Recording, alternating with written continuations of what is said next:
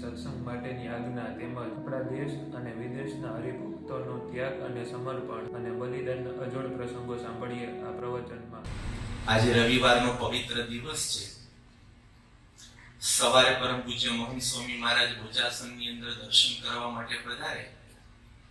એ વખતે ગુરુ પરંપરાના ખંડમાં દર્શન કરતા હતા. ત્યાં યોગીજી મહારાજનું અને સ્વામી સવારે પૂજા કરતા હતા. એ પૂજાનું જે ટેબલ છે એના કવર એની આગળ યોગી બાપાનું વાક્ય લખેલું હતું, વટ હુકમ એક. યોગી બાપા આમ તો ક્યારે વટ હુકમ આપે નહીં, પણ યોગીજી મહારાજે લખ્યું હતું કે વટ હુકમ પેલો, 25,000 નો નફો જતો કરીને પણ રવિ સભામાં જવું. એવું આજે સ્વામીની પૂજાની અંદર આવો વટ હુકમ યોગી બાપાનો યાદ કરાવ્યો હતો. તો યોગી બાપાના વટ હુકમને કારણે સમગ્ર વિશ્વની અંદર રવિ સભા થાય છે અને રવિ સભા દ્વારા આપણને જ્ઞાન પ્રાપ્ત થાય. અને જ્ઞાન પ્રાપ્ત થાય એની અંદરથી પછી બધું જ નીકળતું હોય છે. જેમ કથા વાર્તાની આપણને જેટલો ઈસક અથવા તો કથા વાર્તા સાંભળવામાં આળસ, એ બંનેમાં બહુ જ મોટો તફાવત હોય છે. કારણ કે મહારાજે લખ્યું છે કે કથા વાર્તા કરવાની, જેને કોણને કરવાની અને સાંભળવાની આળસ હોય એના કોરની એમ અટકળ કરવી કે આમાં રૂડા ગુણ નહીં આવે. પણ જેટલી કથા વાર્તાનો આપણને ઈચ્છા હોય કે કથા વાર્તા સાંભળીએ, કથા વાર્તાની અંદર આપણે જઈએ, બેસીએ, એમાં થાક નહીં, કંટાળો નહીં, તો સમજવાનું કે રૂડા ગુણની વૃદ્ધિ ખૂબ ઝડપથી થશે. તો એ ન્યાય સમગ્ર વિશ્વની અંદર છે કથા વાર્તાનો ખૂબ આગ્રહ છે. અને સત્પુરુષની આજ્ઞા પાળી આપણે સૌ રવિ સભાનો લાભ લઈએ છીએ. એક્ઝેક્ટ આ જ પ્રકારનો ભાવ દૂર દેશની અંદર પણ હરિભક્તોના જીવનની અંદર આપણને દેખાય. કથા વાર્તાની ભૂખ, સત્સંગ કરવાની ભૂખ અહીંયા તો સ્વાભાવિક છે, આપણને છે. અને છે એના માટે જ આપણી અંદર બધા ગુણો છે. કારણ કે અહીંયા સેવા કરતા હતા એ વખતે આપણા સૌની અંદર ઘણા બધા સદગુણોના દર્શન કર્યા હતા. પણ એના મૂળની અંદર છે સત્સંગ, કથા વાર્તાની ભૂખ. તો બાપાની આજ્ઞાથી ત્યાં ગયા તો ત્યાં પણ આપણે જોયું કે હરિભક્તોની અંદર કથા વાર્તા કરવા, સાંભળવાની ખૂબ ભૂખ છે. અને એના લીધે ગમે તેવી પરિસ્થિતિની અંદર પણ રવિ સભાનો જ્યારે વારો આવે ત્યારે પડવાના નહીં, એ રવિ સભા કરવી છે. જેમ કે યોગીજી મહારાજે કહ્યું કે રવિ સભા ભરવી, બાળ સભા, કિશોર કે યુવક સભા હોય કે સંયુક્ત સભા હોય, પણ રવિ સભા 25,000 નો નફો જતો કરીને પણ ભરવી. આપણને ઘણી વાર એવું થાય કે કહેતા હશે પણ કોઈ જીવતા હશે, તો અમુક પ્રસંગો આપણે સાંભળીએ કે નહીં ખરેખર જીવે છે. ઓસ્ટ્રેલિયામાં એડિલેડની અંદર આપણો એક યુવક છે, 23 વર્ષની એની ઉંમર છે. એટલે લગભગ અહીંયા યુવક મંડળમાં હોય એ ઉંમરની અંદર એનું સ્ટડી પૂરું થયું એટલે એને આઈટી ની અંદર જોબ કરી. જોબ લીધું, એનું પરફોર્મન્સ સારું હતું એટલે જોબ મળી ત્યારે $50,000 નું પેકેજ હતું. એક વર્ષની અંદર એનું પરફોર્મન્સ સારું હતું એટલે એને બોલાવવામાં આવ્યા અને બોલાવીને એને એવું કહેવામાં આવ્યું કે ભાઈ તને અમે પ્રમોશન કરીએ છીએ અને થોડા આગળ વધારીએ છીએ એટલે તારો 25,000 નો સ્કેલ વધારીએ છીએ. કોઈ પણ રાજી થાય. 23 વર્ષે ત્યાં 75,000 નો પગાર એટલે 37 લાખ રૂપિયા થયા આપણા પ્રમાણે. એ રાજી થાય એટલે એને કહ્યું વાંધો નહીં, પણ મારી જવાબદારીના ભાગરૂપે શું કરવાનું છે. એટલે એને કહ્યું કે જવાબદારીના ભાગરૂપે તારે રવિવારે જોબમાં આવવું પડશે. એને કહ્યું કે મને એ ખબર છે કે તું સ્વામિનારાયણનો છે અને તારે રવિવારે તારા ટેમ્પલમાં જવાનું હોય છે, એટલે 4 માંથી 1 રવિવાર તારે આવવાનું. 3 રવિવાર તું નહીં આવે તો ચાલશે, પણ 1 રવિવાર બધા રિપોર્ટ તૈયાર કરવા માટે આવવું પડશે. આને કહ્યું કે ભાઈ હું એક પણ રવિવાર પાડી ન શકું, કારણ કે મને મારા ગુરુની આજ્ઞા છે કે રવિવારે સભામાં જવું. અને કહ્યું કે પણ તને 25,000 અમે એક જ રવિવારના આપીએ છીએ ને $. 23 વર્ષની ઉંમર. હવે 25,000 ની ખાલી આ ઉંમરની અંદર માણસને કે ફોનના શોખ હોય, કપડાના શોખ હોય, કારના શોખ હોય, એક જ વર્ષ જોબ કરે તો શોખ પૂરા થઈ જાય. અને આપણે ગુજરાતીમાં કે વટ પાડો હોય તો પડે. પણ આજ્ઞાનું ત્યાં એટલું બધું હતું, એને કહ્યું કે ના હું નહીં કરી શકું. આને કહ્યું તારે આવવું પડશે. કે ના હું નહીં આવી શકું, તો કે હું તને જોબ તો પછી અમે ન રાખી શકીએ. તો મને બહુ જ પ્રેમથી કહ્યું, તો મેં ક્યાં તમને કહ્યું છે કે મને રાખો? તમે મને સામેથી બોલાયો છે કે તારે મને પ્રમોશન આપવું છે, મેં તમને કહ્યું નથી કે મારે જોબ જોઈતી નથી. અને 23 વર્ષની ઉંમરે $25,000 જતા કરીને મહિનાની એક રવિ સભા ભરવા માટે આજે પણ દર રવિવારે જાય છે. આપણે વિચાર કરીએ કે કેવી યોગી બાપા બોલેલા જીવતા હશે તો જીવે છે. એક્ઝેક્ટ 25,000 નો આંકડો આવ્યો છે, પણ આવા ઘણા બધા છે. તો આવી ખુમારીથી, કારણ કે ત્યાંનો સત્સંગ છે ને બહુ જ આમ યંગ સત્સંગ છે, એમ કે બધા સ્ટુડન્ટ તરીકે આવ્યા હોય. ઘણી વખત સભાની અંદર કોઈ મહેમાન આવ્યા હોય ને વડીલ તરીકે હાર પહેરાવા બોલાવે તો 40 વર્ષનો જ હોય, એને વડીલ કહેવાય. વડીલ એટલે મેક્સિમમ ઉંમર વાળા હોય, એને વડીલ ગણવામાં ત્યાં આવે. હવે આટલી ઉંમરની અંદર આ બધું કરવાનું થાય. ઘણી વખત જોબ માટે બધાય જવું પડે, ત્યાંના પીઆર માટે દૂર જવું પડે. કે આપણો યુવક છે દેવાંગ કરીને, એ તાસ્માનિયા કરીને એનું એક રાજ્ય છે, જેમ શ્રીલંકા જેવું નીચે છે, ત્યાં ઓબાટમાં આપણો સત્સંગ થાય છે. પણ એને જોબ માટે ત્યાંથી 400 કિલોમીટર દૂર જવાનું થયું. એને જતો તો ત્યારે જ ફોન આવ્યો કે સ્વામી આટલે દૂર મારે જવું પડે એવું છે, કારણ કે પીઆર માટે જવું જ પડે, પણ કે મારે આજ્ઞા છે બાપાની પડાવી, તમે પ્રાર્થના કરજો કે મારે રવિ સભા પડે નહીં, કારણ કે ત્યાં રવિ સભા નથી અને વચ્ચે એક પણ રવિ સભા નથી. પણ એને કહ્યું કે ના, હું કોઈ પણ સંજોગોની અંદર રવિ સભા જતી નહીં કરું, હું આવીશ જ. એવું થશે કે ના થશે. અને ત્યાં જોબ કરવા માટે ગયો. ત્યાંથી દર રવિવારે 400 કિલોમીટર ગાડી ડ્રાઈવ કરી અને રવિ સભા કરવા માટે આવે. રવિ સભા પૂરી કરીને 400 કિલોમીટર પાછો ગાડી ચલાવીને એની જગ્યાએ જાય, કારણ કે બીજા દિવસે સવારેની જોબ ચાલુ હોય. પણ છતાં એક પણ રવિ સભા પડવા નથી દેતા. આપણે ઘણી વાર તમે જોજો, આમ 2-5 કિલોમીટર દૂર હોય કે બહુ દૂર છે,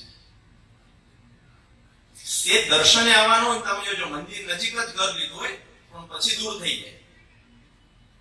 પણ ત્યાં બાપા એવા ખોફ જગાડ્યો છે કે આટલું બધું છતાં પણ જાગ્રત સત્સંગ. અમે અહીં આવતા હતા, એના 2-3 દિવસ પહેલા એનો ફોન આવ્યો, આ યુવકનો છે, અને કે સ્વામી એક વાત કહું છું. તો કે હું રવિ સભા આટલાથી આવું છું, એટલે જ્યારે રવિ સભા કરવા જાય તો બધા એને આમ પ્રેમથી બોલાવે ચલાવે, કારણ કે બધાને આદર ભાવ થાય, થોડું માન મળે સ્વાભાવિક રીતે. પણ કેટલો જાગ્રત સત્સંગ છે, લગભગ 24-25 વર્ષની એની ઉંમર છે.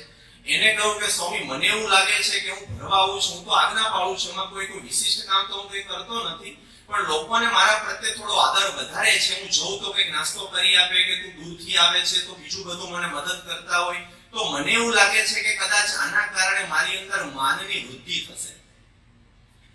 તો એના પ્રાયશ્ચિત રૂપે મારે મહિનામાં એક નિર્જળા ઉપવાસ વધારે કરવો છે, કે જેથી કરીને આનું માન મને આવતું હોય તો ન આવે તો નિર્જળા કરું. અને ઓલરેડી મહિનાના 4 નિર્જળા તો કરે જ છે. એની ઉપર એને કહ્યું કે મારે 5મો નિર્જળા ઉપવાસ કરવો છે. પણ એનું એટલું બધું હતું કે વાંધો નહીં. તો એને 400 કિલોમીટર આવ્યા પછી ને, ઘણી વાર તમે જો કોઈ સારું કામ કરો ને પછી માનની ઈચ્છા રહેતી હોય આપણને, કે આપણી નોંધ લેવાય, જાહેરાત થાય કે આપણે આટલું આયા કર્યા છીએ. જો આપણો બીએપીએસ નો સત્સંગ છે ને કંઈક જુદો છે. આ કર્યા પછી પણ આ સ્વભાવની વૃદ્ધિ ન થાય એના માટે અત્યારે દર રવિવારે તો આવે છે, પણ મહિનામાં એક નિર્જળા ઉપવાસ પણ નિયમિત રીતે એને ચાલુ કર્યો, કે જેથી કરીને માન ન આવે. અને માન આવવાથી જે સત્સંગમાં બગાડ થાય છે વ્યક્તિગત રીતે ન થાય, એના માટે સાવચેતીપૂર્વક જાગૃત રહી અને સત્સંગ કરી રહ્યા છે. તો આ રીતે રવિ સભાની અંદર આટલા દૂર જવાનું, આટલો પૈસો જતો કરવાનું તો પણ કરે છે. તો એનાથી આપણને ખ્યાલ આવે કે આપણા ગુરુ કેવા હશે. તમને કાર્ય ઉપરથી કારણનો મહિમા સમજાય, કે કાર્યમાં આટલું દૈવત મૂકેલું છે તો કારણમાં દૈવત કેટલું હશે. કારણ કે અહીંયા જેમ સ્વામી આવે છે એવી રીતે ત્યાં આવતા નથી. 2002 માં પ્રમુખ સ્વામી મહારાજ પધાર્યા હતા, 2018 માં 16 વર્ષ પછી મહંત સ્વામી મહારાજ પધાર્યા. હવે ક્યારે આવવાને નક્કી નથી. પણ છતાં જેમ ગુણાતીતાનંદ સ્વામીની વાતમાં આવે છે, સ્વામી કે પક્ષીમાં એટલું 3 પ્રકારના પક્ષીમાંથી એક પ્રકારનું પક્ષી એવું છે કે જે વૃત્તિ દ્વારા પોતાના સંતાનનું સેવન કરતું હોય છે. એની આંખ સામે આવવાની જરૂર નથી, એને પાંખમાં લેવાની પણ જરૂર નથી, પણ પોતાની વૃત્તિથી, પોતાના મનના વિચારથી પોતાના સંતાનનું સેવન કરતા હોય છે. મહંત સ્વામી મહારાજ અહીંયા રહ્યા હજારો કિલોમીટર દૂર આવા હરિભક્તો યુવકો છે, એના નિયમ ધર્મની દ્રઢતાથી, આજ્ઞા પાલનની દ્રઢતાનું સેવન મોહન સ્વામી મહારાજ અહીંયા કરે છે, આપણને બતાવે છે કે ભગવાનના દૈવત વગર શક્ય નથી. આ સામાન્ય વસ્તુ નથી. ત્યાં નિયમ પાળવા ને બહુ જ અઘરું છે, પણ કથા વાર્તાનો એટલો ઈસક, એના કારણે બીજા સદગુણોની વૃદ્ધિ થાય, એના કારણે બીજા સદગુણો ઓટોમેટિક આવે. તમે જો જેને કથા વાર્તા રવિ સભા હોય, પરા સભા હોય, જતા આવતા ઓડિયો વિડિયોની અંદર આપણે પોતાની રીતે ગાડી લઈને જતા કરતા સાંભળતા હશે, તમને અનુભવ થતો હશે, સદગુણો પણ આવશે અને સ્થિરતા પણ આવશે, સત્સંગમાં દિવ્યતા પણ દેખાશે. તો કથા વાર્તાને કારણે નિયમ ધર્મની દ્રઢતા, અને આપણો સત્સંગ છે ને એ શુદ્ધિનો, આચાર શુદ્ધિનો સત્સંગ છે. એટલે આપણી અંદર વર્તનની શુદ્ધિ તો હોવી જ જોઈએ, નિયમ ધર્મની દ્રઢતા તો હોવી જ જોઈએ. તો ત્યાં એ પણ છે.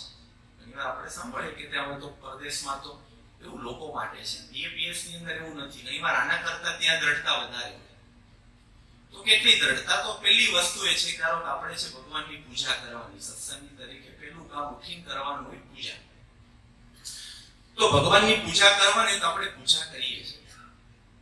હવે ત્યાં કેવું છે કે તમે જાઓ એટલે સ્વાભાવિક રીતે આખું વાતાવરણ જુદું હોય, તમારી આજુબાજુ જુદું કરતા હોય, એટલે પૂજા કર્યા પછી પણ તિલક ચાંદલા સહિત બહાર નીકળવું એટલે જેમ અહીંયા પણ તમને મસ્કરીની અનુભૂતિ થતી હોય, 5-25 માણસો પૂછતા કરતા હોય, ત્યાં પણ બધું પૂછતા હોય, શરમ આવવાની પૂરેપૂરી શક્યતા છે.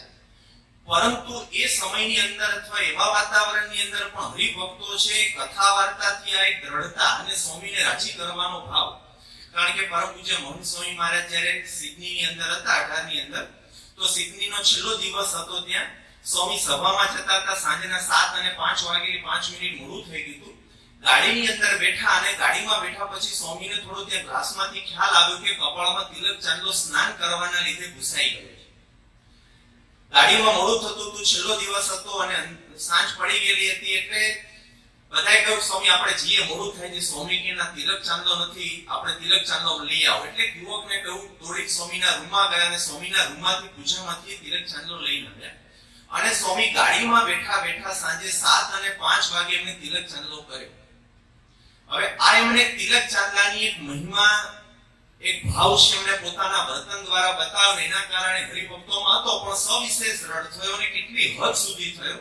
એક યુવક છે પૂર્વિશ કરીને, મૂળ આફ્રિકાના છે, અહીંયા સ્ટુડન્ટ તરીકે છે, પછી એનું પણ પીઆર બાકી છે.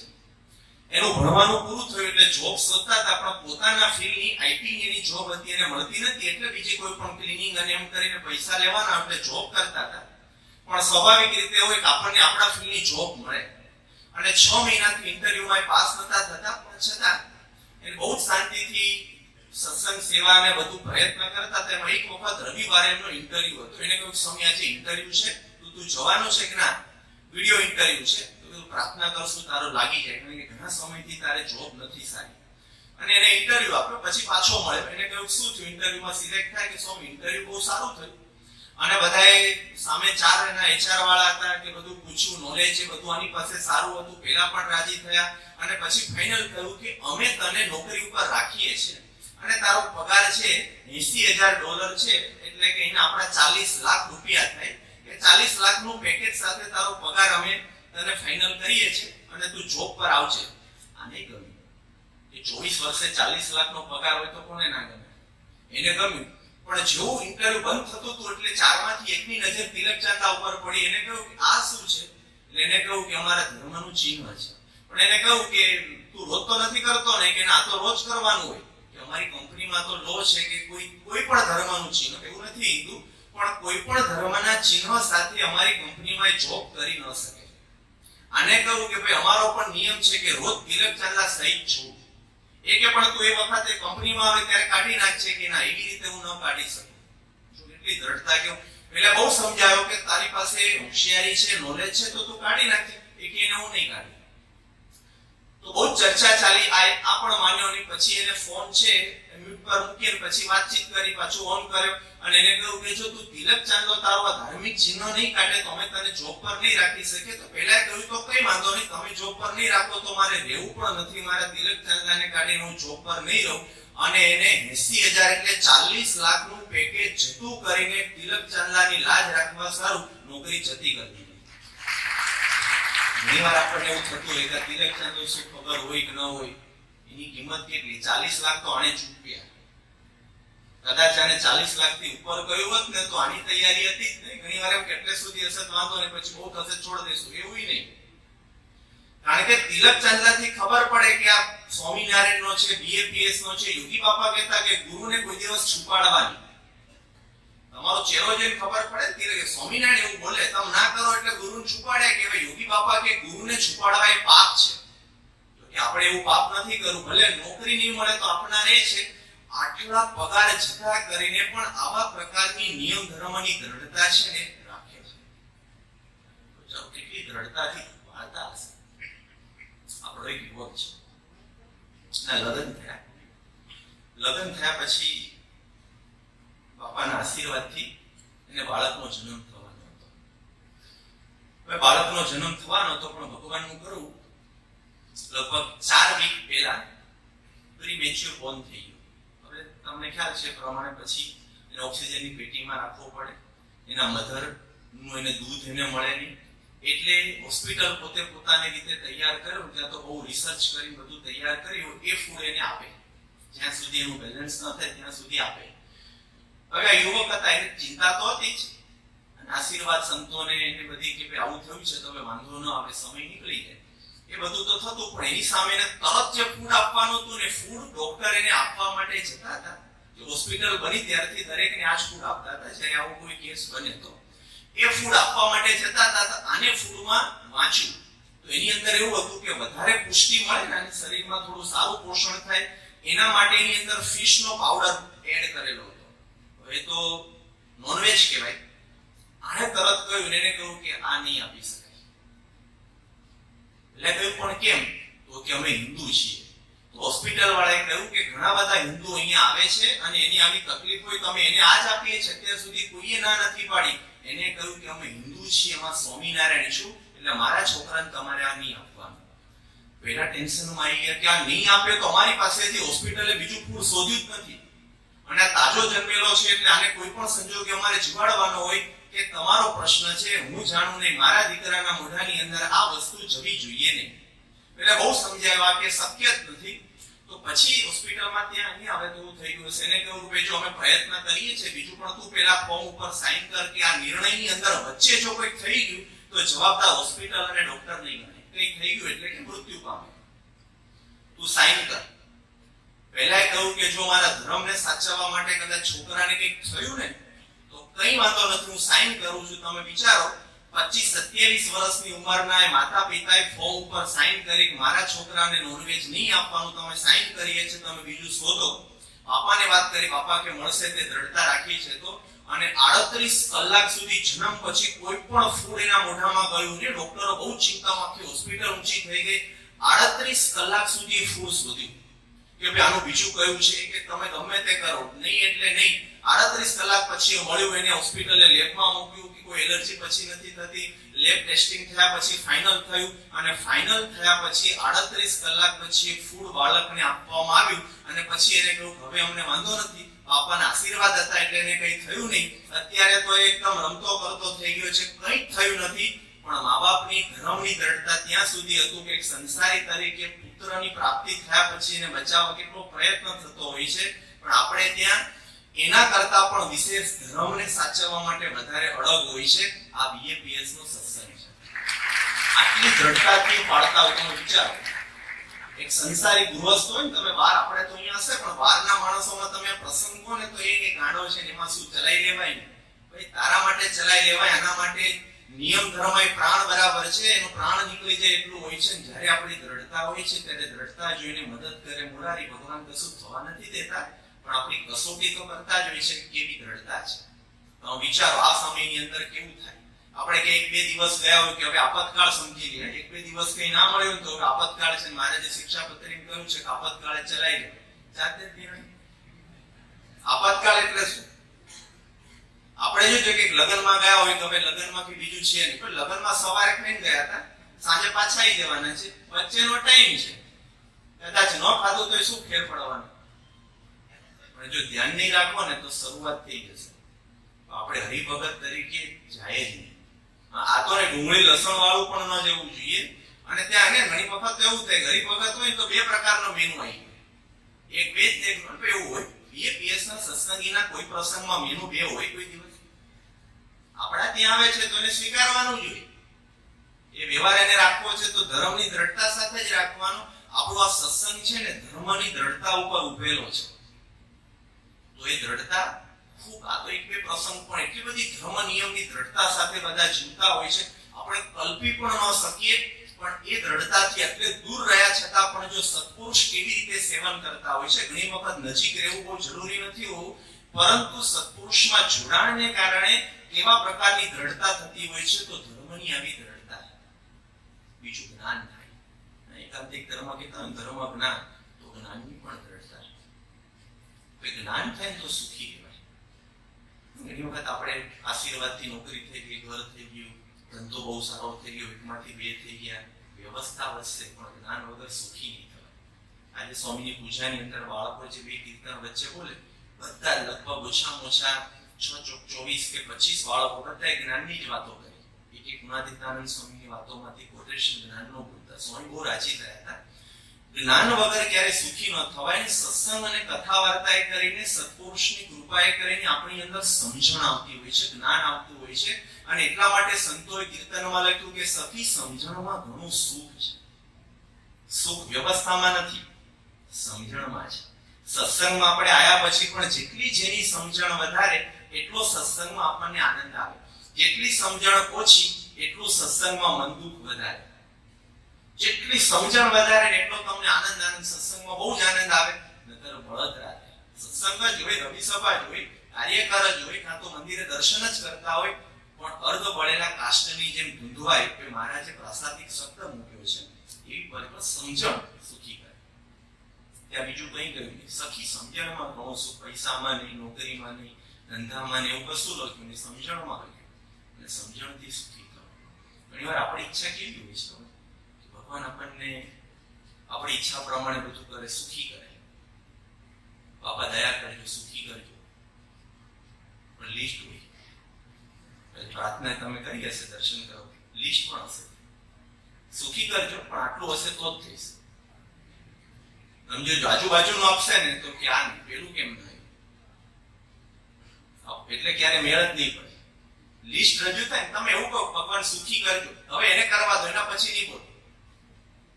આપણે તકલીફ શું થઈ જાય, પછી બોલાઈ જાય. અને દર વખતે 5-7 ઉમેરા માંડ ભગવાન પેલું સેટ કર્યું તો બીજા બે આવી ગયા. એટલે આપણે એક ફરિયાદ ભગવાનને કાયમ માટે સાંભળવાની જોઈએ. બે પાંદડે કરતા નથી, હવે પાંદડા થઈને ફરી ગયા હોય. પણ હંમેશા ભગવાનને આપણું સેટ જ નથી થતું. કેમ? તો આ બધી ઈચ્છાઓ હોય છે, પણ સમજણથી કે એકવાર કહ્યું જે રીતે ભગવાનને રાખવા એ રીતે સુખી રહેવું છે. દુઃખ આવે તો દુઃખમાં સુખી. સુખ એ મનની વસ્તુ છે. સુખ એ કોઈ વ્યવસ્થાની વસ્તુ નથી. મનની અંદર તમે નક્કી કર્યું તો દુઃખમાં પણ સુખ. સુખ એટલે તમને આનંદ આવે. શાંતિથી સત્સંગ ભજન ભક્તિ કર્યા કરો. કોઈ ચડતો ને ચડતો રંગ રહેતો હોય તો એવી સમજણ આપણા સત્સંગથી આવે છે. કેવા પ્રકારના હરિભક્તોમાં કેવી સમજણ છે. ત્યાં સિડનીની અંદર એક હરિભગત છે, એમનું નામ છે હેમંત. એમનો 12 એટલે 17 વર્ષનો એમનો દીકરો હતો. એક જ સંતાન હતું. એનું નામ હતું અત્રી. હતું એટલા માટે કહું છું કે નહીં હોય, ભૂતકાળ થઈ ગયું એટલે. પણ શું થયું હવે તમે કહો. એમને સત્સંગ ઓસ્ટ્રેલિયા આવ્યા ત્યારે નહોતું, પરંતુ ત્યાં શરૂઆતના સમયમાં કેવું છે કે ઘરમાં બે રહેતા હોય અને કારણ કે પૈસા બચાવવા માટે શેરિંગની અંદર એવી રીતે રહેતા હતા. એમાં એક આપણા હરિભગત છે ત્યાં, નિર્મલભાઈ એમનું નામ છે, એને સત્સંગ, આ એમના ફ્રેન્ડ હતા. આમને સત્સંગ હેમંતભાઈને નહીં, પણ જો વાતે વાતે કરીને કેવો સત્સંગ થઈને કેવી તૈયારી, સંપર્કની આપણે અહીંયા બધા ખૂબ કરી રહ્યા છો, તો સંપર્ક આપણે કરીએ પણ કેટલી તૈયારી સાથે કરવો, કેટલી ધીરજ સાથે કરવો, અને કેવો પછી સત્સંગ થાય. તો આપણે સત્સંગ એકાએક વાત કરે એટલે માને નહીં. ઘણી વાર આપણે કંટાળી ગયો, માનતો નથી, છોડ ને બીજાને વાત કરી. એવું કોઈ કંટાળવાનું નહીં, કારણ કે આ મેવાના પાણી મોઢે ચડાવવાના છે. અક્ષર પુરુષોત્તમનું જ્ઞાન કરાવવું બહુ કઠણ છે, પણ થયા પછી એને ટાળવું બહુ કઠણ છે. તો પેલા વાત કરે, પેલાને પણ કારણ કે જ્ઞાન જ દિવ્ય છે એટલે નાના મોટા પ્રશ્નો થાય એટલે તરત કોઈ માને નહીં. એક વખત એવું બન્યું કે નિર્મલભાઈ છે સવારે પૂજા કરવા માટે બેઠા અને આને કંઈક વાત કરી કે મૂર્તિ શું છે, અક્ષર પુરુષોત્તમ શું, પ્રેમથી એને સમજવા માટે, ફરિયાદ માટે કે ખાલી ચર્ચા નહીં. ઘણી વાર ચર્ચા કરતા તેમાં ટાઈમ પાસ કરવાની જરૂર નથી. એને સમજવું હોય તો સમજાઈ દેવાનું. આને સમજ એટલે કહ્યું કે બેસ આપણે સમજીએ. એટલે પૂજાના આસન ઉપર બેસીને સવારે 7:30-8 વાગ્યાથી એ બંનેને સમજાવવાની શરૂઆત થઈ. સત્સંગ માટેની જ્ઞાનની વાતોની શરૂઆત થઈ. 7:08 થયા, 8:09 થયા, 9:10 થયા, છતાં પણ પેલાને નવી જિજ્ઞાસા થાય. આયનો એટલો જ પ્રેમથી, એટલી જ શ્રદ્ધાથી ને ધીરજથી ઉત્તર આપે. એમ કરતા કરતા 7:30-8 થી શરૂ થયેલી ચર્ચા બપોરે 12 વાગ્યા એક જ પૂજાના આસન ઉપર બંને ચર્ચા કરે. પેલાને થોડું કન્વિન્સ થાય, નવો પ્રશ્ન થાય, અને એમ કરતા કરતા કરતા સાંજના 3:30-4 વાગ્યા એટલે 8 કલાક સુધી પૂજાના આસન ઉપર બેઠા બેઠા ચર્ચા કરી. એનો અર્થ એ થયો કે સવારે પાણી, ચા કે દૂધ કશું જ, ને બપોરનું ભોજન પણ જવા દીધું. એને ખબર જ નહીં. જ્યારે તમે ભગવાનના મહિમાની વાતોમાં જતા રહો છો ત્યારે શરીર કોઈ વસ્તુ માંગતું નથી હોતું. એને એટલો બધો બંને 7.5-8 કલાક નિર્ગુણ સ્વામીની આપણને ખબર છે, શાસ્ત્રીજી મહારાજે જેઠાલાલને સત્સંગ કરાયો એવી રીતે અમે વાતો કરી. એક પછી એક શ્રદ્ધાથી બધા પ્રશ્નોના સમાધાન કરતા કરતા 7-8 કલાકે એકદમ ફિટ થયું કે અક્ષર પુરુષોત્તમ વાત સાચી છે. અને તરત કહ્યું મારે કંઠી પહેરવી છે. એ કન્વિન્સ થઈ ગયો આત્મા, એને કંઠી પહેરી. પછી એને આપણો સત્સંગ શરૂ થયો. એટલે નવો જ કહેવાય. એની આગળ કોઈ મા બાપને કોઈ નતો, સત્સંગ શરૂ થયો. પણ એકદમ પાકા પાય સમજણ પૂર્વક નતો સત્સંગ થયો. હવે સત્સંગ કરતા હતા, ભગવાનનું કરું. જો તમે બહુ જ સત્સંગ કરતા હોય ત્યારે ભગવાન કસોટી પણ કરે. તો હવે બન્યું એવું કે એમનો દીકરો જે અત્રી છે એ 12માની શરૂઆતમાં આવ્યો. એ વખત એને બીમારી આવી અને ડોક્ટરને તપાસ કરી તો ગાંઠ હતી. ગાંઠ ઓપરેશન કરીને ગાંઠ કાઢી અને બાયોપ્સી કરવા માટે મોકલી તો ડિટેક્ટ થયું કે કેન્સર છે. એટલે પછી આખી નાખી ગાંઠ અને બનતું ઓપરેશન કરીને બધું કાઢી દીધું. ઉંમર છે એક જ દીકરો કે દીકરી જે ગણો એક જ છે, અને 17 વર્ષની ઉંમર છે, 12માની શરૂઆત છે અને કેન્સર ડિટેક્ટ થઈ ગયું. ઓપરેશન કર્યું પણ પછી સ્વાભાવિક રીતે કે એની અંદર થોડી ડોક્ટરને બીક રહી કે કોઈ કેન્સરના સેલ હજી લાગે છે તો કીમોથેરાપી દ્વારા એને આપણે જીરો કરી દઈએ. એટલે એની ઉપર કીમોથેરાપીની શરૂઆત થઈ. હવે આમાં જે કદાચ કોઈને ખ્યાલ હોય અથવા સાંભળ્યા હોય કાં તો કોકને જોયા હોય કે કીમોથેરાપી શરૂ થાય પછી એની કેવી ગરમી હોય છે. તમે કોઈ પણ કીમોથેરાપી વાળો જોયો હશે ને એના અમુક એના 2, 3, 4 જાય ને એટલે માથા ઉપરના વાળ ના એટલી બધી ગરમી હોય. એનાથી ખવાય નહીં. મૂડી એનું આવું થઈ જાય. મોઢાની અંદર ચાંદા પડી જાય. તમે કોઈ સોલિડ કોઈ ફૂડ લઈ ન શકો, તમારે લિક્વિડ લેવું પડે, છતાં પણ તમને ઈચ્છા જ ન થાય. એવા પ્રકારની તમે જોઈને તમને દયા આવે એ વ્યક્તિને. આ જે અત્રી ઉપર આ બધી પ્રોસેસ શરૂ થઈ. એટલે અમે તો એને પહેલા પણ જોયેલો, પછી પણ જોયો. હોસ્પિટલમાં ખબર કાઢવા માટે જતા સ્વામી બાપા 18માં આવ્યા ત્યારે બાપાના દર્શન કરવા માટે પણ લાવેલા. બાપાએ પણ એને આશીર્વાદ આપેલા. એના શરીર ઉપર એક પણ વાળ નહીં. આખું એનું શરીર એકદમ મોઢું આવું ચીમડાઈ ગયેલું, વાળ નહીં, મોઢામાં ચાંદા પડી ગયેલા, કંઈ ખાઈ શકે નહીં. છતાં એના ચહેરામાંથી અમે કોઈ દિવસ ફરિયાદ નથી સાંભળી, સ્વામી મને કેમ આવું થયું, મેં ક્યાં કોઈનું બગાડ્યું છે. એના ફાધરની પણ ફરિયાદ નહીં. એક જ વસ્તુ કે સ્વામી બસ સત્સંગ થાય અને મારે રવિ સભાની અંદર રવિવારે સભા કરવા અવાય એવી પ્રાર્થના કરો. કારણ કે ડોક્ટર ઘણીવાર ના પાડે અશક્તિને કારણે તું નહીં જતો. ઓપરેશનમાં અમે હોસ્પિટલમાં ગયા તો એને ડોક્ટરને કહ્યું કે મારી સામે તમે એક નાનું ટીવી મને મૂકી આપો ને એમાં હું ગુરુવારી દર્શન જોઈશ, મને કોઈ તકલીફ નથી. કોઈ ફરિયાદ નહીં. અંતર બહારથી તમને ખ્યાલ આવે પણ અંદરથી સમજણે કરીને આપો પરિવાર સુખી હતો. હવે નાની ઉંમરમાં થયું એટલે ઇન્ડિયામાં એમના જે બીજા બધા સગાવાલા હતા એ કોઈને સત્સંગ નહીં, અને આવા પ્રકારનું થયું એટલે સ્વાભાવિક રીતે જેમ ઇન્ડિયામાં પ્રેશર થતું એમ કહ્યું કે તું ઇન્ડિયા આવી જા, આપણે એક જગ્યા ઉપર આની વિધિ કરાવીએ કે નાની ઉંમરે આવી તકલીફ થઈ છે ને તો આપણે વિધિ કરાવીએ. તો વિધિ કરશું ને તો કદાચ એની ઉપર કોઈ માતાજીની દુઆ ઉતરશે તો સારું થશે. આને એક રીતે આવું બનતું હશે. ગુજરાતીમાં એવું કહેવાય છે ડૂબતો માણસ તરવો પકડીને, આવી ઉંમર તરફ પકડીને તમે કોઈને કેનો પણ પકડાઈ ગયું. કોકને ખબર પડે ત્યાર પછી કે ના કે હતું નહીં એટલે પછી 5-7 લેટરે લખ્યા પણ પછી મેલ ના પડે એટલે ગયું બાકી મારે એવું હતું નહીં. આપણે એવું થઈ જાય. આને શું કહ્યું? અહીંયાથી નહીં અત્રી આવે કે નહીં હું આવું. અમારી હાજરીમાં કોઈ પણ વિધિ કરવી નથી. તમે વાત છોડી દો. અમે BAPS ના સત્સંગી છીએ. જે કરશે તે ભગવાન કરશે ને જે કરી રહ્યા છે સારું કરી રહ્યા છે. સારું કરે છે એવું નથી, જે કરે છે સારું કરે છે. એના તું આવ ને એટલો બધો દર 2 દિવસે 3 દિવસે ફોન આવે કે તમે અહીં આવી જાઓ, અહીંયા બહુ સારું અમે જોઈ રાખ્યું છે. કે અમે આવશું જ નહીં. એ વિધિની વાત જ તમે નહીં કરતા. એ શક્ય જ નથી. હવે અમારા જીવનની અંદર એને કોઈ જ વિધિ ન કરાય. બાપાને જ્યારે ગોળકોસમાં શિબિર વખતે આ પ્રસંગ હોય સ્વામી ખૂબ રાજી થયા, આવી દ્રઢતા રાખે છે. પછી પાછું એવું થયું કે આ બધું તો પત્યું, ઓપરેશન કીમોથેરાપી બધી પૂરી થઈ. પછી એકવાર લગભગ ત્યાંના 5:45 ની આજુબાજુ એમનો ફોન આવ્યો કે સ્વામી 2 મિનિટ વાત કરવી છે. તો એકદમ સ્વસ્થ હતા. તો બોલો શું છે હેમંતભાઈ? કે સ્વામી હમણાં ડોક્ટરે કતરીને મને એના મમ્મીને ઓફિસમાં બોલાયા. ડોક્ટરે બહુ સ્પષ્ટપણે પછી કહ્યું કે અમારાથી બનતી બધી જ દવા અને બધી જ કીમોથેરાપી, બધી જ પ્રોસેસ પૂરી થઈ. પૃથ્વી પર જેટલી સારી દવા આના લાયક હતી એ બધી અમે આપી દીધી છે, છતાં કોઈ ફેર પડ્યો નથી. એટલે હવે અમે આની અંદર કોઈ પણ નવી દવા આપી શકીએ એમ નથી. તમે હવે આને તમારે જે કરવું, હોસ્પિટલમાં રાખવું હોય તો અમને વાંધો નથી, ઘેર લઈ જવો હોય તો પણ વાંધો નથી, પણ હવે કોઈ દવા નહીં થાય. એટલે કે હવે થોડા દિવસની અંદર એનું મૃત્યુ થશે. હવે આવા સમાચાર તમને 17 વર્ષની ઉંમરના તમારા બાળક માટે ના મળે, તમારે શું થાય? પગ નીચેથી ધરતી ખસી ગયા જેવું લાગે. બહુ સ્વસ્થતાથી એને ફોન કર્યો કે સ્વામી આવું કહ્યું છે. આપણે થોડી વાત તો કરી, પણ એને કહ્યું કે સ્વામી અત્રે પણ ત્યાં હાજર હતો, એટલે છોકરો પણ હતો. એને આ સમાચાર સાંભળ્યા પછી હવે તમે કમ્પેરિઝન કરો કેટલી કઠણ પરિસ્થિતિ હોય છે. કારણ કે ભાગવતની અંદર પરીક્ષિત રાજા હતા, ઉંમર મોટી હતી, છતાં પણ એને જ્યારે ખબર પડી કે 7મા દિવસે તક્ષકના કડવાથી મૃત્યુ થશે, તમે વરણ સાંભળો એને ઊંઘ ઉડી ગઈ. એટલો બધો પેશન્ટ થઈ ગયેલા હતા, એટલી બધી અશાંતિ, ઉદ્વેગ. એને કોઈ મને બચાવો, કોઈ મને બચાવો, તમે ગમે તેમ કરો, અડધું રાજ્ય આપી દઉં. એક પણ BAPS ના 17 વર્ષના યુવકે કોઈ જ ફરિયાદ નહીં. એને શું કર્યું ખબર છે? સ્વામી મારી એવી ઈચ્છા છે કે છેલ્લે મારે મોહન સ્વામીના દર્શન કરવા છે. સ્વામી મુંબઈની અંદર છે, તમારે મુંબઈ જવું છે, છેલ્લા મારા દર્શન કરી લેવા છે. આવી માંગણી કોઈ કરે? પછી એને ત્યારે તો હા પાડી, પણ આપણે બાપાને પૂછીએ સ્વામી શું કહે છે. પછી ડોક્ટરને થોડી પૂછ્યું, એટલે ડોક્ટરે કહ્યું કે જો અમે તો જે છે બધો રિપોર્ટ એક્ઝેક્ટ લખી નાખશું, પણ 100% તમને ઇમિગ્રેશન વાળા પ્લેનમાં જવા નહીં દે. કારણ કે આને ગમે ત્યારે ગમે તે થાય એટલે પ્લેનને તકલીફ ઊભી થાય, ઇમરજન્સી લેન્ડિંગ કરવું પડે, એટલે ઇમિગ્રેશન તમને પરમિશન નહીં આપે. રિપોર્ટ વાંચીને અમે રિપોર્ટમાં ખોટું નહીં લખી શકીએ. પછી કહ્યું વાંધો નહીં. પછી સ્વામી બાપાને ફોનમાં વાત કરી કે બાપા એની આવી ઈચ્છા છે, પણ ઇમિગ્રેશન અને આ બધી પ્રોસેસ થશે, છતાં એ આપ જેમ કહેશો એમ કરશે. તો સ્વામી આશીર્વાદમાં વાત કરી કે સ્વામી કે એને એમ કહો કે આવવાની જરૂર નથી, ત્યાં જ ભજન ભક્તિ કરે, મારા સુખ્યો કરશે. એને કહ્યું બાપાની ઈચ્છા નથી, તો કે કઈ વાંધો નહીં. તો બીજો એને પ્રશ્ન કર્યો કે સ્વામીના આશીર્વાદ મળી શકે ખાલી ઓડિયો?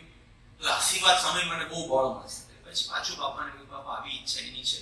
તો સ્વામીએ ત્યાંથી ફોન પણ કર્યો, અને ફોનની અંદર સ્વામી આશીર્વાદ આપે, પણ ભગવાનનું કરવું એવું કે ફોન લગભગ ત્યાંના 12:30 આવ્યો હતો, અને એ વખતે પેલી ઘીની ગોળીઓને કારણે, કારણ કે એને પેઇન ન થાય એટલે દવા એવી આપતા તે સૂઈ ગયો હતો. એને બહુ જગાડ્યો. એના ફાધરે જાગ્યો ને એટલે એના ફાધર સાથે એને વાતચીત બાપાની થઈ, અને બધા આપણી વાત કરી બાપા આવું થયું છે. અને આ બધી વાત થઈ ત્યારે એના ફાધરે શું કહ્યું? કોઈ રડ્યા નહીં. એને કહ્યું કે બાપા તમારે એને રાખવો હોય તોય મને વાંધો નથી, તમારે એને લઈ જવો હોય તોય મને કોઈ પ્રશ્ન નથી, પણ નિર્વાસનિક કરીને એનો છેલ્લો જન્મ કરજો. આવી પ્રાર્થના છેલ્લી ઘડીઓમાં થાય છે. અને બાપા તમે જે કહો. પછી સ્વામી એના ઓડિયો મને મોકલેલો. લગભગ સ્વામી 3-4 સેકન્ડ પોઝ આપ્યો, અને પછી સ્વામી કે ના અક્ષરધામમાં અમે લઈ જઈશું. એનું રેકોર્ડિંગ આખું હતું.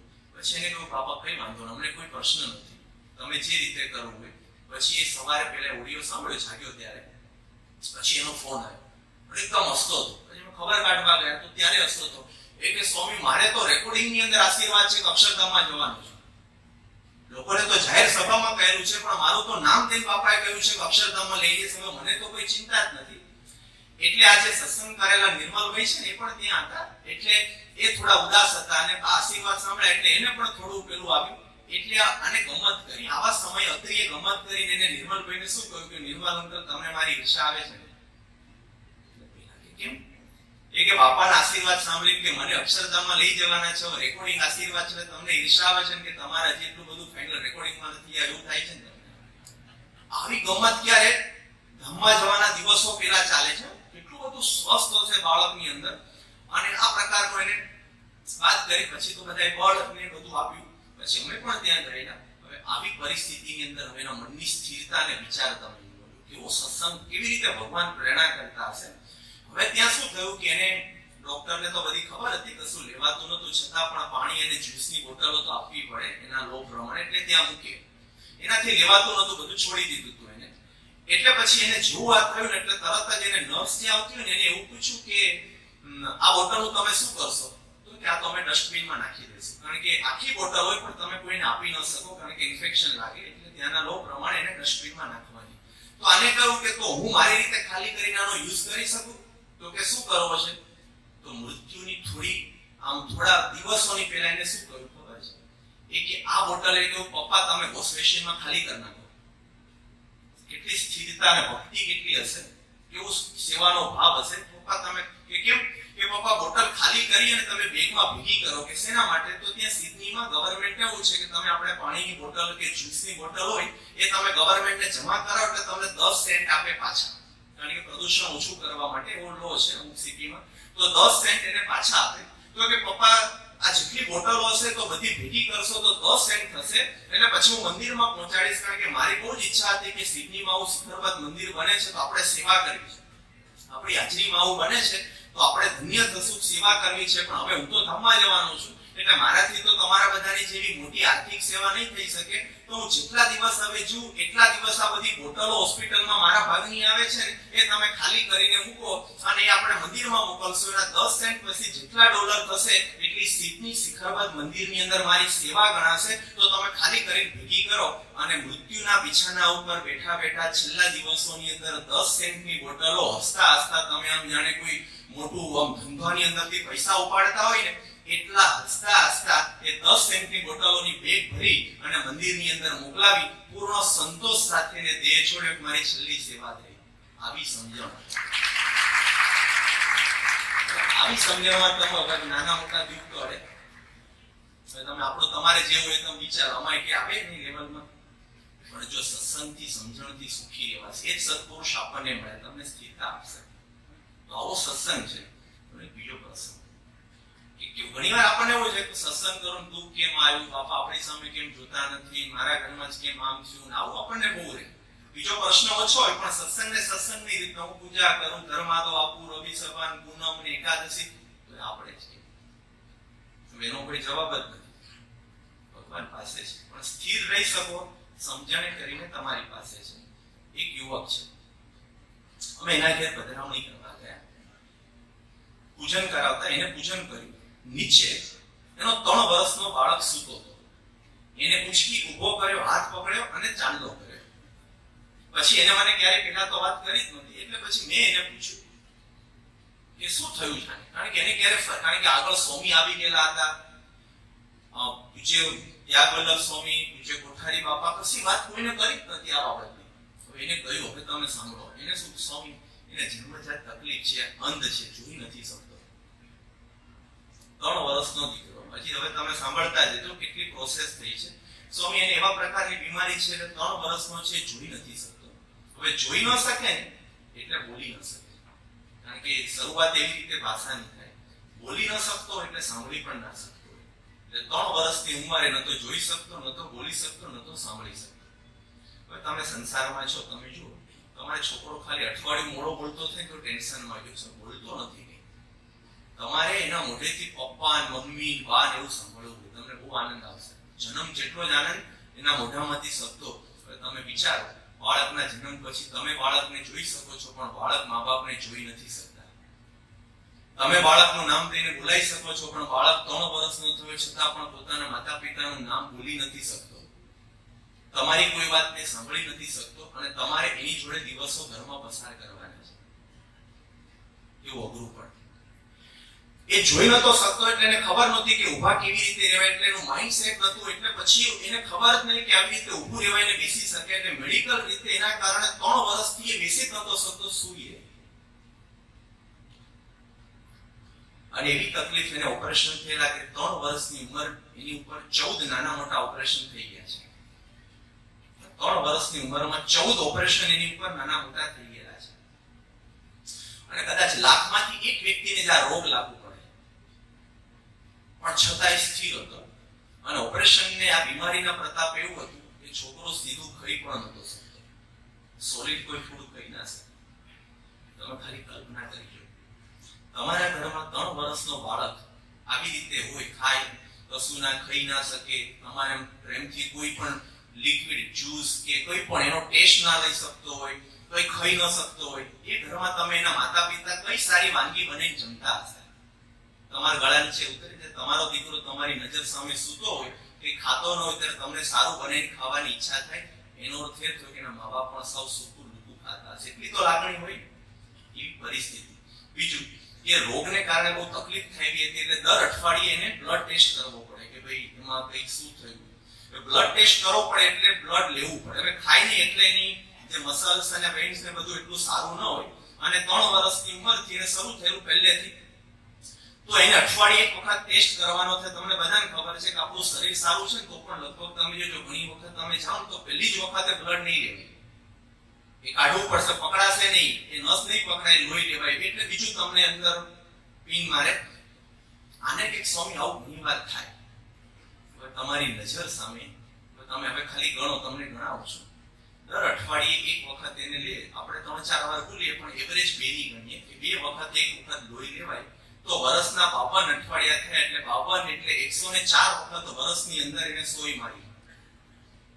બરાબર છે ને? 3 વર્ષનો થયો ગુણ્યા 3 કરો એટલે 312 વખત 2 હાથ ઉપર એને હોલ પડેલા છે સોયના.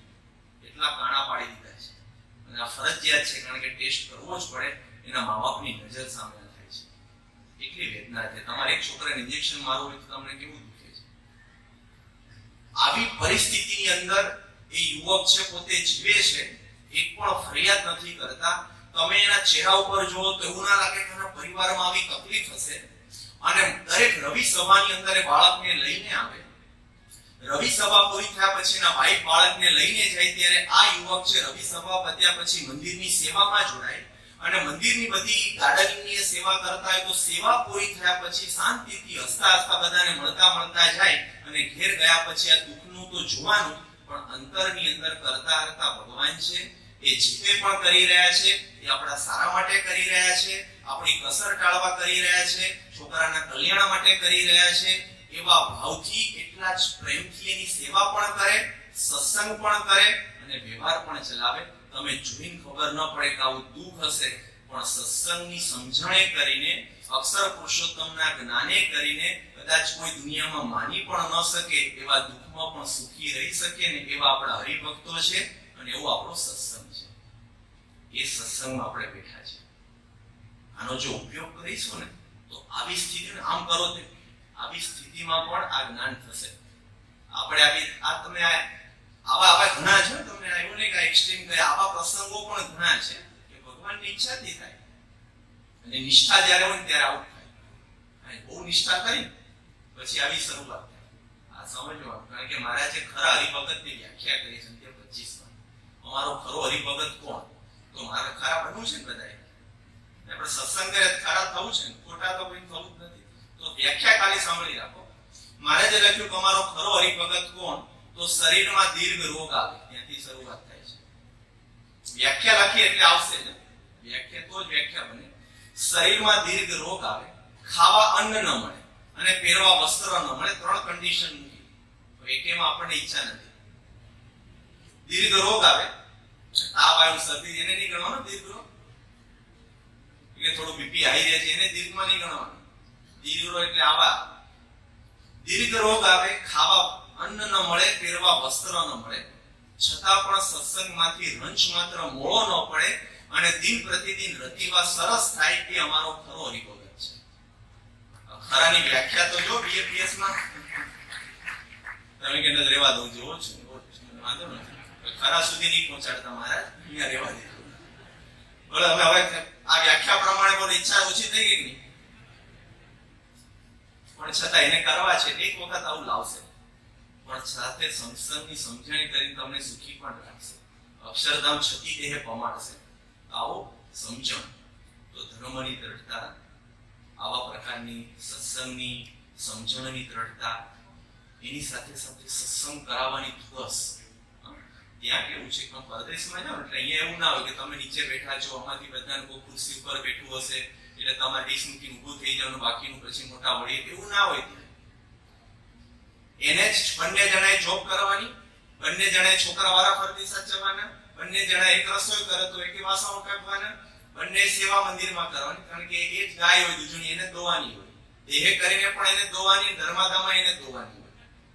એટલે બધું જ આ યુવકોએ કરવાનું હોય. તો વિઝિટિંગ તરીકે મધર ફાધર ગયા કરે, આવ્યા એટલે કોઈ સ્થિર ન હોય એનું જેવું. એટલે એ કટોકટીની અંદર પણ સત્સંગની સેવા બે પ્રકારની, દેહે કરીને પણ કરે, ધને કરીને પણ કરે અને કોકને વાતે કરીને પણ કરે. તો દેહે કરીને કેવી પરિસ્થિતિની અંદર સેવા કરે છે? આપણે બધા કરીએ છીએ ખૂબ સારી, પણ કેવી વિકટ પરિસ્થિતિમાં પણ સેવામાંથી મન પાછું ન પડે.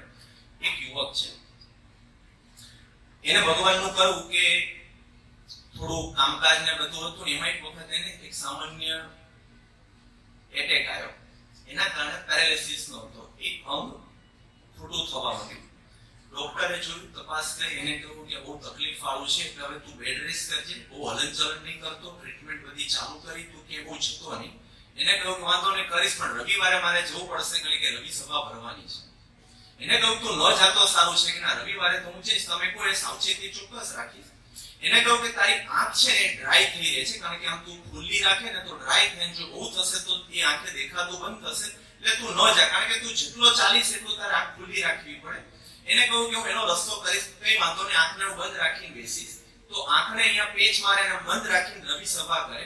હવે એને સત્સંગમાં આયા ત્યારથી એવો નિયમ કે દર રવિવારે રવિ સભા પૂરી થયા પછી મંદિરના સંડાસ બાથરૂમ સાફ મારે કરવાના. એવી એને સેવા અને ઉત્સાહથી પોતે કરે. હવે જો આવી તકલીફ છે, ફરિયાદ તો નથી, પણ રવિ સભા પણ ન જવા દીધી, રવિ સભા ભર્યા પછી સેવા કરવાની.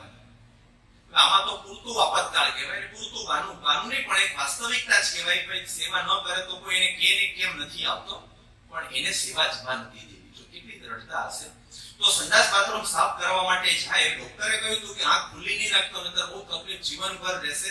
તો કે વાંધો નહીં, તો એ જોઈ લે કે સંડાસ બાથરૂમમાં જાય એટલે થોડી આંખ ખોલીને ટોપ જોઈ લે, કઈ જગ્યા ઉપર સાફસૂફી કરવાનું છે જોઈ લે, અને એ જોયા પછી આંખ ઉપર પેલું કાપડ માટે રૂ મૂકી, પેચ મારી, સેલોટેપ મારી દે, અને પછી બંધ આંખે એને સાફ કરે. અને એને અંદાજિત જેવો એ સાફ કરી નાખે, પછી વળી પાછું થોડું ખોલે અને જોવે, પછી પાણીથી સાફ કરે, વળી બીજું જોવે, બીજું બંધ કરે. એમ કરીને યુરિનલ અને સંડાસ બાથરૂમ બધું જ સાફ કરે. આવી પરિસ્થિતિમાં એને એક પણ રવિ સભા પણ પાડી નહીં, સંડાસ બાથરૂમ સાફ કરવાની સભા પણ છોડી નહીં, અને આજે એનું શરીર પણ સારું છે અને નિયમિત રીતે સત્સંગ ભક્તિ કરી રહ્યા છે. અને એના બાળક 3 વર્ષનો હતો, ત્યાંથી એને બાળકને સંડાસ બાથરૂમ સાફ કરવા લાગ્યું. શું કામ? તું એને ચિંતનને લાવ. એક એને ટેવ પડે, અત્યારથી મારી જોડે કરશે તો મંદિરની સાફસૂફી કરવાની ટેવ પડશે, અને 3 વર્ષની ઉંમરમાં એને આ પ્રકારની ટેવ પાડે છે. આવી સેવા કરવાનો ભાવ. ગઈકાલે સ્વામી બહુ જ અદભુત સેવા વિશેના આશીર્વાદ સ્વામી આપેલા. સ્વામીએ કહ્યું કે તમામ સાધનો કરો, તપ, વ્રત, યજ્ઞ, દાન, પુણ્ય, આ બધાનું ફળ સ્વામી કે સેવા છે. જો સેવા કરવાનો વિચાર જ ના આવ્યો હોય તો કોઈ સાધનોની કિંમત જ નથી. તો આપણે પણ મંદિરમાં જે કંઈ પણ સેવા શોધી લે, બહુ જ મોટા ભાગ્ય છે બાપા કે મંદિરમાં આપણને સેવા મળે છે. તો આવા એક ભાવથી બધા કરતા હશે તો આ સેવા પણ કરે. બીજાને સત્સંગ કરાવવાની સેવા તો બહુ મોટી સેવા છે. એક જીવને ભગવાનના માર્ગે ચડાવો તો બ્રહ્માંડ ઉગાડ્યાનું પુણ્ય મળે. બીજાને સત્સંગ કરાવવાની સેવા એટલે વાત કરી તો કઠણ છે પણ કરે છે.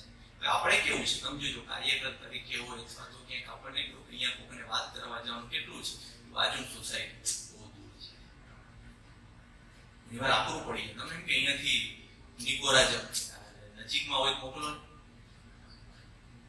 એટલે 10, 15, 20 કિલોમીટર તો તમને એવું લાગે કે જવાતું લાગે કે ત્યાં સત્સંગ ખૂબ વધી રહ્યો છે, પણ એની પાછળ ત્યાંના યુવકોનું ડેડિકેશન કેટલું ખબર છે. એ નોર્મલ તો સભાઓની અંદર તો હોય ને, બધા આગળ કયો બધું એને કરવાનું, સેવા કરવાની. ત્યાં તમને ખાલી એક ગ્રિફિથ કરીને એક નાનું ટાઉન છે, ત્યાં આપણું મંદિર પણ છે, ત્યાં સભા ચાલે છે દર શનિવારે. તો મેલબોર્ન થી એ થાય છે લગભગ 500-550 કિલોમીટર જેવું થાય. હવે એની સભા ચલાવવા માટે કાર્યકર તરીકે કહ્યું કે આપણે જોવું જોઈએ, ત્યાં અક્ષર પુરુષોત્તમનું જ્ઞાન આપવું જોઈએ, કારણ કે અમે શરૂઆત કરી ત્યારે 5-7 માણસ ત્યાં આવતા સભામાં, પછી ત્યાં સંતો જાય, કાર્યકરો જાય, અત્યારે પણ બધા નિયમિત રીતે જાય છે. તો 500 કિલોમીટર શનિવારે સભા કરવા જવાનું કોણ જશે? હવે ત્યાં કેવું હોય ખબર છે, શનિવારે શનિ રવિ રજાઓ. જો તમે શનિવારે જોબ કરો ને તો તમને 1.5 પગાર મળે. તમને રૂટીન સોમથી શુક્ર મળતો હોય એના ગુણ્યા 1.5 પગાર મળે. એટલે તમે જો સ્ટુડન્ટમાં એવું હોય ને તો કોઈ છોડે જ નહીં. પૈસા માટે જે ગયો હોય જેને જો પૈસાની મહત્તા કોઈ દિવસ ના છોડે. પણ આપણે કોણ જશે કે બાપાની ઈચ્છા છે ને અમે જઈશું, અને યુવકો ગાડી લઈને જાય. 500 કિલોમીટર ડ્રાઈવ કરે, ત્યાંથી લગભગ 350 કિલોમીટર જેટલું મારે ખ્યાલથી મુંબઈ હશે, 380 કે 500 એટલે મુંબઈ જઈને પાછા વાપી સુધી આવી જાય.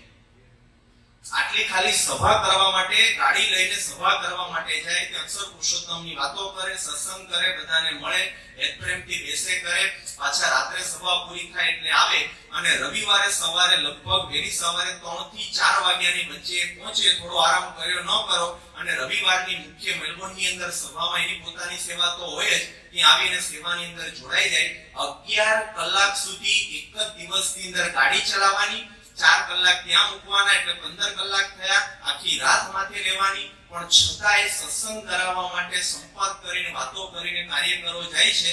જે 5 અમે નજરે જોયેલા 5 હરિભક્તો સામે આવીને બેસતા હતા, જેને સત્સંગ હતો, આજે દર રવિવારે 500 થી 550 લાભ લે છે. એનું કારણ શું? એક-એકની અંદર કે આપણે પૈસા જતા કરીને બાપાને રાજી કરવા છે. યોગી બાપા કહેતા ને, એ શાસ્ત્રીજી મહારાજ, અમે તમારી જાહેરાત નહીં કરીએ તો તમે રાજી નહીં થાઓ.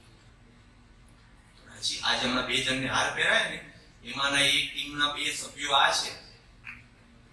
સભા કરવા નથી મને ખાલી તમને વાતો કરતા છે, વાતો નથી, વાસ્તવિકતા છે.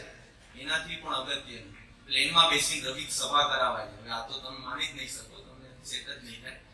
પણ હોબાર્ટની અંદર એટલે સિડની થી હોબાર્ટ અને મેલબોર્ન થી હોબાર્ટની અંદર શરૂઆતમાં 3 જણથી શરૂ કરેલું. પણ હવે ત્યાં શરૂ હોય ને એટલે કોઈ કથા વાર્તા કરવા વાળા ના હોય તો કોણ જશે? બાપાની ઈચ્છા છે, જ્ઞાન આપવું છે, અમે જઈશું. તો સિડની થી જાય એટલે પ્લેનમાં 1.5 કલાક થાય. મેલબોર્ન થી જાય એટલે 1.25 કલાક પ્લેનમાં જવાનું, પોતાના ખર્ચે. પ્લેનમાં તમે વિચારી શકો કે પ્લેનમાં જવાનું, પ્રવચન કરવાનું, પ્લેનમાં બેસીને પાછા આવવાનું, આવું વિચારી પણ શકો તમે અત્યાર સુધી? પણ દર રવિવારે અને એવી પરિસ્થિતિએ મૂક્યું કે હમણાં કદાચ ડોક્ટર સ્વામી આવશે ત્યારે ત્યાં પ્રતિષ્ઠા થશે. આખું મંડળ ઊભું કરી અને મંદિર સુધી લઈ ગયા. એમાં પણ આ બધા છે. આવા તો કેટલા બધા યુવકો, તમે વિચારો કેટલું બધું. આ પ્રકારનો એક ભાવ કે આપણું આ જ્ઞાન છે, બીજાને વાત કરીએ, સેવા કરીએ, સમર્પણ કરીએ. નાના નાના બાળકોની અંદર તમે જો ત્યાંથી કેન્બેરા છે, ત્યાંથી તેનો પાર્ટનર કહેવાય, ત્યાં હવે મંદિર કરવાનું છે. એટલે અમે ખાલી હમણાં ગયા એટલે ત્યાં એક દર્શન કરીને લગભગ 5-1 વર્ષનો એક બાળક છે, નિર્દેશો મળ્યા તેને મળેલા, બહુ ચકરાક છે બોલવામાં. એને કહું કે સ્વામી અહીંયા મંદિર કરી આપો.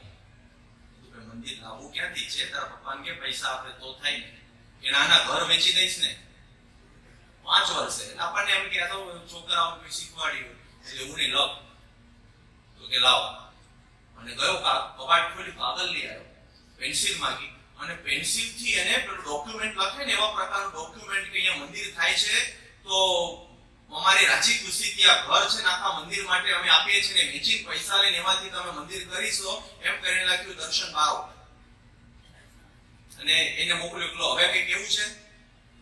કેવું બાપાએ 4-5 વર્ષની ઉંમરની અંદર એને મંદિર માટે, ભગવાન માટે, અક્ષર પુરુષોત્તમ માટે કે ઘર વેચવું પડે તો વેચીનું અમે વેચાઈ જશું પણ મંદિર કરશું. સિટીમાં એક 2 ટ્વિન્સ છે, તેજસ અને તરુણ. હવે આ બંને નાના છે પણ એના મા બાપ એવા સંસ્કાર આપ્યા છે. એને જો તમે રાત્રે ઘેર લઈ ગયા ને તો 12 વાગે જાગી જઈને રડે. કારણ કે એનો નિયમ છે દર રવિવારે 20 મિનિટ સેવા કરવાની, 10 મિનિટ વેક્યુમ મારવાનું, 10 મિનિટ મોપ એટલે પોતું મારવાનું.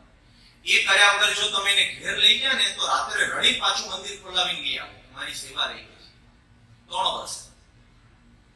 તો એ કંઈક અમેરિકા ગયા હશે તો ત્યાંથી ફોન આવ્યો, સ્વામી અહીંયા હું એટલાન્ટા મંદિરમાં છીએ. તો સારું કહેવાય. તો શું છે? તો સ્વામી અહીંયા મંદિર છે ને આપણે આના કરતા મોટું કરવું છે. કીધું પણ મોટું કરીએ પણ તાર પપ્પા એમ કે મોટું એમ ના થાય, આપણે નાનું નહીં કરતા મોટું કરવાનું. તો મોટું કરવાનું કેવી રીતે? આપણી પાસે હોવા છે. તાર પપ્પાનું પૂછ, એની પાસે પૈસા તો છે ને, કેટલા આપ્યું? તો સ્વામી અમે પાછા આવીએ છીએ ને તો પાછા આપણે સિટીમાં વેચી દેજો, અમારા પૈસામાંથી મંદિર કરજો પણ મોટું કરજો. 4-4 વર્ષની ઉંમરમાં એને પપ્પા કે કોણે શીખવાડ્યું? વેચાઈ જવા માટે અમને વેચી દેજો, અમારા પૈસામાંથી મંદિર કરજો પણ ભગવાનને આપણે બેસાડવા છે. આવું સમર્પણ, આવી સમજણ. અને નાના હવે કેવો સત્સંગ તૈયાર થઈ રહ્યો છે. હમણાં પૂછે ભદ્રે સ્વામી ત્યાં આવીને ગયા અને પછી બહુ સરસ બધી વાતો કરી. આખો નવો સત્સંગ નિષ્ઠાનો શરૂ થયો. અહીંયા પણ કરવા જેવું છે. નાના નાના બાળકો, કિશોરો, યુવકોની અંદર એવી એક પ્રેરણા કે અક્ષર પુરુષોત્તમનો સત્સંગ તો બહુ છે પણ આ આપણું છે. તો તે અક્ષર પુરુષોત્તમની ચિત્ર પ્રતિમા બધાને ઘરની અંદર છે, તો ત્યાં પૂજા પછી છે ને 2-3 બોલતા થયા પછી બાળકો પૂજા કરીને પછી ત્યાં મૂર્તિ પાસે જવાનું, મૂર્તિ પાસે જઈને ત્યાં હાથ જોડીને ઊભું રહેવાનું અને જોરથી 4 મહાવાક્યો બોલે. જે પૂજ્ય મહંત સ્વામી મહારાજે કહ્યું છે, શાસ્ત્રી મહારાજના 4 મહાવાક્યો કયા? અક્ષર પુરુષોત્તમ માટે મુંડાયું છે, ગૌરવથી બોલવાનું રોજ. અક્ષર પુરુષોત્તમના બળદિયા છે, અક્ષર પુરુષોત્તમ માટે સપજના ઘેર વેચાવું પડે તો પણ ઓછું છે, અને કોઈ અક્ષર પુરુષોત્તમની વાતો મારા માથા ઉપર બેસીને કરે તો પણ ઓછી છે. આ 4 મહાવાક્યો શાસ્ત્રીજી મહારાજના પૂજ્ય મહંત સ્વામી મહારાજે ગણાવ્યા કે રોજ 2-3 વર્ષની ઉંમરે દરેક ઘરની અંદર દીકરા દીકરીઓ મૂર્તિ સામે ઉભા રહીને બોલે છે. હવે તમે કલ્પના કરો કે 10 વર્ષ પછી સત્સંગ થયો હશે, કેવો હશે? જ્યારે ગળથુથીમાં જ બળદિયા થવાના સંસ્કાર પડી રહ્યા છે, જેની ગળથુથીમાં જ વેચાઈ જવાના સંસ્કાર પડી રહ્યા છે, આવો આખો સત્સંગ તૈયાર થઈ ગયો. એકવાર બાપાની કૃપા, બાપાની પ્રેરણા. તો આવી રીતે તમે કોઈ પણ રીતે જોઈએ તો એ કથા વાર્તાને કારણે બાપાની કૃપા, બાપા સાથેનું જોડાણ, એના કારણે કોઈ અદ્ભુત સત્સંગ, જે સ્વામી કહે છે ને, આખો દિવ્ય સમાજ છે, આખો દિવ્ય સત્સંગ છે. તો આપણને ઘણીવાર એવું લાગે કે અહીંયા જે તમારા બધા હરિભક્તોમાં દર્શન કરતા એટલે દૂર પણ એ જ નિયમ, ધર્મ, સેવા, સમર્પણ, ભક્તિ, એના દર્શન કરવા માટે બાપાએ આપણને ત્યાં સેવા આપી એવું આપણને લાગે. સત્સંગ કરાવવા માટે નહીં, પણ એના દર્શન કરવા માટે આપણને મોકલ્યા છે. આવા તો સેંકડોની સંખ્યાની અંદર છે. એવો અદ્ભુત સત્સંગ, અને એની અંદર સમ સુરત ભાવની તો કોઈ વાત જ થાય એવી નથી. એટલી બધી વાતો પૂજ્ય નરેન્દ્ર સ્વામી આયા પછી ઘણી બધી રવિ સભામાં પણ બધી વાત કરેલી. પણ તમને ખાલી વાત કહું, કેવો સમય, એના પ્રસંગ હવે આપણે સમય નથી રહેતા. સંપ માટે સ્વામી મને 2 વખત એવું કહ્યું. 18માં આવ્યા એક વખત સ્વામી એવું બોલ્યા મેલબોર્નમાં, સ્વામી કે અમે બધે વિચરણ કરીએ છીએ આખા સત્સંગની અંદર, પણ સ્વામી કે અહીંયા જે ઓસ્ટ્રેલિયામાં અમે સુરત ભાવ એકબીજા માટે ઘસાવાનો, હરિભક્તો માટે જે સુરત ભાવ જોયો ને, આવો અમે આખા સત્સંગમાં ક્યાંય નથી જોયો. આવું સ્વામી બોલ્યા. પછી છેલ્લે વિદાય લેતા હતા પથની અંદર, સ્વામી વખત છેલ્લે વોકિંગ કરતા હતા, અને વોકિંગની અંદર થોડા પ્રસંગો આવા વાત કરતા હતા. એટલે વાત કરતા એટલે સ્વામી તરત બોલ્યા, સ્વામી કે બીજે તો બધે સમ સુરત ભાવની વાતો થાય છે, પણ સ્વામી કે અહીંયા તો અમે જોઈએ છીએ કે સુરત ભાવ ઇન પ્રેક્ટિસ, એટલે કે સુરત ભાવ અહીંયા લોકોના જીવનની અંદર દેખાય છે. આવો અમે ક્યાંય જોયો નથી. આ પ્રસંગો સાંભળીને સ્વામી એટલા બધા રાજી થયા. એક વખત સ્વામી દિલ્હી આવ્યા, અને દિલ્હી આવી ગયા હતા. પછી સ્વામીનો એકદમ ફોન આવ્યો, અને થોડું કામ હતું બીજું. ફોન આવ્યા પછી સ્વામી શું બોલ્યા ખબર? સ્વામી કે તું મને પ્રસંગ બધા કહેતો હતો ને સુરત ભાવના બીજા, એ બધા મને રેકોર્ડિંગ કરીને મોકલજો, મારે સાંભળવા છે. બોલો કેટલા રાજી થયા છે. સ્વામી કે તું મને રેકોર્ડિંગ કરીને મોકલજે, મારે સાંભળવા છે. તો આટલા બધા સ્વામીના રાજીપો, આશીર્વાદ ખરેખર જીવે છે.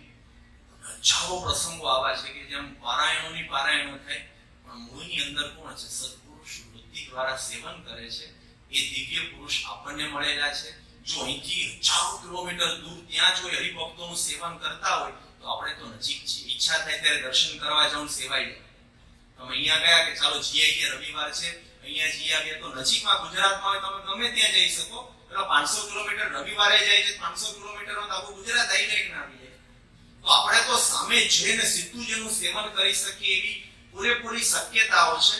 ફક્ત મનની અંદર નક્કી કરીને આપણે એ સત્પુરુષ મળ્યા છે, તો એમના સેવન દ્વારા આપણી અંદર પણ અક્ષર પુરુષોત્તમની નિષ્ઠા, સેવા, સમર્પણ, ભક્તિ, આપણું જીવન જ અક્ષર પુરુષોત્તમ માટે છે. નોકરી ધંધો તો એના ખાલી સમય મળે તો કરવાનું છે, પણ આપણો જન્મ જ આ ત્યાં તો લોકો ફિટ જ છે. એના મનમાં જન્મ જ આના માટે તો બાપા બોલેલા.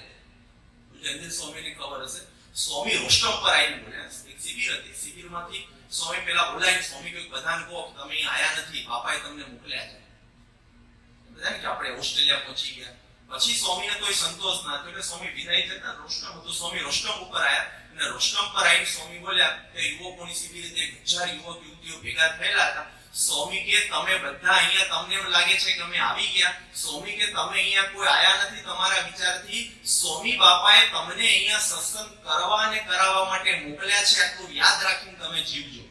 તો એ લોકોને સૂત્ર આપી દીધું છે કે તમે આયા નથી, મોકલ્યા છે. એનું કારણ એટલું જ છે કે સત્સંગ કરવા માટે અને બીજાને કરાવવા માટે.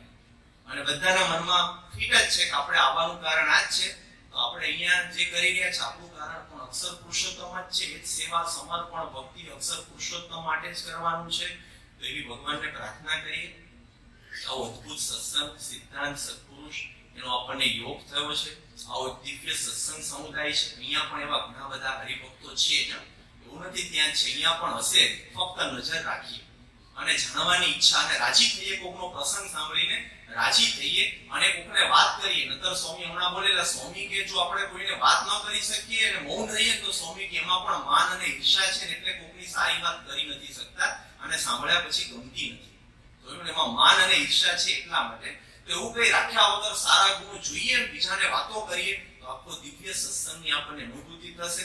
અને ખૂબ ભગતજી મહારાજ જેવો આનંદ, કે બધા બ્રહ્મની મૂર્તિને જુઓ તો એવી બ્રહ્મની મૂર્તિ તમામ સદગુણોથી આપણને દર્શન થશે. એવો અદ્ભુત આપણો સત્સંગ છે. અહીંયા પણ એવા અનેક પ્રસંગો છે. અહીંયા 2 વર્ષ સેવા કરાવવાનો લાભ પ્રાપ્ત થયેલો, ત્યારે પણ એ બધા દર્શન થયેલા. હવે તો ઘણો મોટો સત્સંગ છે એટલે એવા ઘણા બધા હરિભક્તો હશે. એવા સત્સંગમાંથી આપણે પણ પ્રેરણા લઈએ, આપણે પણ આપણું ઘડતર કરીએ. સત્પુરુષ રાજી થાય, આશીર્વાદ આપે, કૃપા દ્રષ્ટિ આપણી ઉપર રહે, એવા પ્રકારનું આપણું જીવન બને. એ ભગવાન સર્વને, તમને અમને બધાને એવી પ્રેરણા આપે, એવી પ્રાર્થના. અને અંતમાં ફરી ઘણા વર્ષો પછી એક સાથે, કારણ કે વચ્ચે આવવાનું થાય તો 2-5 કદાચ મળે, પણ એક સાથે આટલી મોટી સંખ્યામાં બધા હરિભક્તો, સત્પુરુષોત્તમના બાપા કે દિવ્ય યોદ્ધાઓ, એ બધાના દર્શનનો લાભ મળ્યો. સર્વને જય સ્વામી.